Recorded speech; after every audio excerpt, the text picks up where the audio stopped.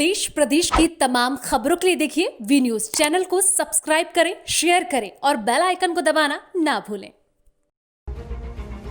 हरियाणा के सरकारी संस्थाओं से भी हटकर एक संस्था गौ सेवाधाम चिकित्सालय की टीम गोवंश के इलाज के लिए दिन रात काम कर रही है और घायल गोवंश की देखभाल और किसी कारणवश अगर गोवंश की मृत्यु हो जाती है तो उसका अंतिम संस्कार भी संस्था अपनी तरफ से बिना किसी सरकारी सहायता के कर रही है।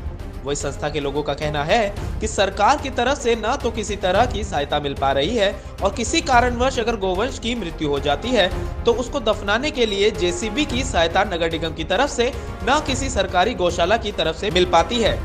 संस्था के सदस्यों ने सरकार से अपील करते हुए कहा कि उनको भी सरकार की तरफ से गोवंश की सेवा के लिए कुछ न कुछ सहायता अवश्य मिलनी चाहिए।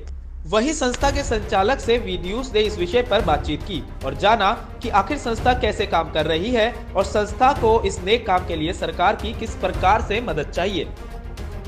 नमस्कार दोस्तों, मैं मनोज सूर्यवंशी और आप देख रहे हैं वी न्यूज चैनल। आज हम बात करते हैं गौ माता के ऊपर। गौ माता जो गौवंश है वो कहीं ना कहीं घायल रहती हैं या कहीं ना कहीं इनकी मृत्यु हो जाती है किसी ना किसी कारण। तो जो समाज सेवी लोग हैं जो उन्हें मट्टी देने का जो काम करते हैं, आज हमारे साथ जाने पहचाने चेहरे हैं। आज उनसे बात करेंगे कि किस किस प्रकार की जो समस्या है जो उनके सामने आ रही है, किस प्रकार का जो सहयोग है उन जो लोगों की तरफ से मिल रहा है। सर, वी न्यूज चैनल में आपका स्वागत है। बहुत बहुत धन्यवाद। शिवा जी, किस प्रकार का जो कार्य है आपकी संस्था करती है, कौन सी संस्था है, किस नाम से संस्था? गोवंश सेवाधाम चिकित्सालय बल्लभगढ़। तो सर, किस किस प्रकार की जो दिक्कतें आपके लिए इस बार आ रही है? मेरे पास बहुत बड़ी दिक्कत तो सबसे ज़्यादा हमारे पास यही है कि कोई गाय कोई या गोवंश कहीं पर भी एक्सीडेंट या बीमार होकर मर जाता है तो उसके बाद हमें जेसीबी की बहुत बड़ी दिक्कत आती है। जेसीबी अगर हम रेंट पर लेके आते हैं तो 1000 रुपये एक बार के जेसीबी लेती है एक गोवंश को दफनाने के लिए। और हमारे पास हफ्ते में कम से कम 3 या 4 कॉल ऐसी आ जाती हैं कि यहाँ पर गोवंश एक्सीडेंट से मर गए हैं या बीमार होकर मर गए हैं। अब तो ठंड भी बहुत ज़्यादा है, ठंड की वजह से बहुत ज़्यादा गोवंश मरते हैं। तो सबसे बड़ी दिक्कत ना जेसीबी की आती है हमारे पास। अगर हमें एमसीएफ की जेसीबी प्रोवाइड हो जाए तो बहुत ही दिक्कतें हमारी ख़त्म हो जाएंगी। और एक एमसीएफ की गाड़ी जो गायों को गौशाला तक पहुँचाती है, अगर वो भी हमें समय समय पर मिल जाए तो शायद गोवंश की मरने की जो संभावना होती है ये बहुत कम हो जाएंगी। क्योंकि घायल गोवंश को हम देखते हैं पड़े रहते हैं, 2-2 दिन हो जाते हैं, एम्बुलेंस आ नहीं पाती। अपने आसपास कोई हॉस्पिटल है नहीं ऐसा जो एम्बुलेंस आ जाए, एक हॉस्पिटल है। तो अगर एमसीएफ की गाड़ी भी टाइम पर आ जाती है तो उसे गौशाला तक पहुँचा दें और वो जीवित रहे। शिवा जी, क्या आपकी उम्र है और ये इस प्रकार की जो प्रेरणा आपने ली है, आप लोगों के लिए कायम कर रहे हो, तो कहाँ से ये प्रेरणा ली है आपने? मेरी उम्र 29 साल हो गई है और 22 साल की उम्र से मैं गौ सेवा में आया था।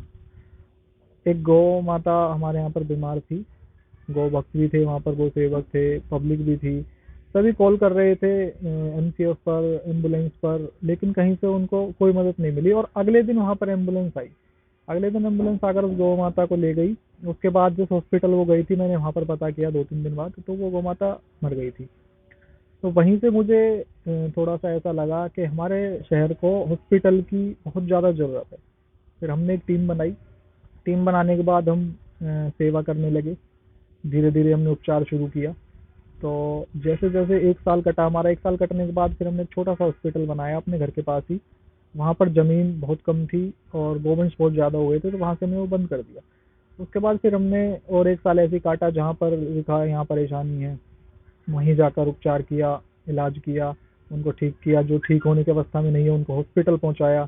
1 साल बाद हमने फिर से एक हॉस्पिटल खोला यहाँ पर अपना 2017 में मलेरना रोड पर। वो हमने 2 साल चलाया, लेकिन परेशानियाँ बहुत ज़्यादा थी।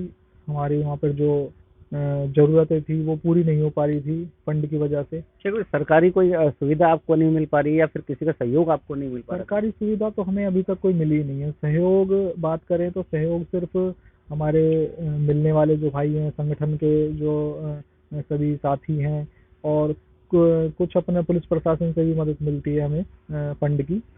बाकी सरकार से और कोई फंड हमें कभी नहीं मिला। सरकार से कोई कभी भी मदद नहीं मिली, ना जेसीबी की, ना एम्बुलेंस की, ना फंड की, ना चारे की। जैसे गौशालाओं में चारा दिया जाता है, हॉस्पिटल को कभी चारा भी उपलब्ध नहीं कराया सरकार ने। तो हमें तो बहुत ज़्यादा दिक्कत थी वहाँ, इसीलिए हमने वहाँ से हॉस्पिटल बंद कर दिया 2 साल चलाकर।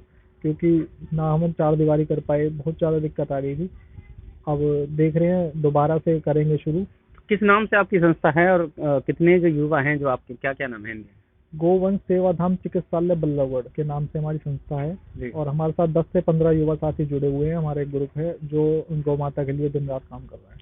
तो कैसे आपको पता चलता है कि गौवंश बीमार हैं या वो एक्सपायर हैं, तो कैसे आपको पता चलता है, कैसे सूचना मिलती है? हमारे पास कॉल आ जाती हैं, बहुत सारे नंबर बटे हुए हैं, तो हर जगह नंबर बट चुका है मेरा, तो कॉल आ जाती हैं कहीं से भी, यहाँ पर बीमार है, यहाँ पर मृत है। और जो बड़ी संस्थाएं हैं जैसे ध्यान फाउंडेशन है दिल्ली से, उनके पास यहाँ से बहुत सारी कॉल जाती है क्योंकि उनकी एम्बुलेंस चलती है।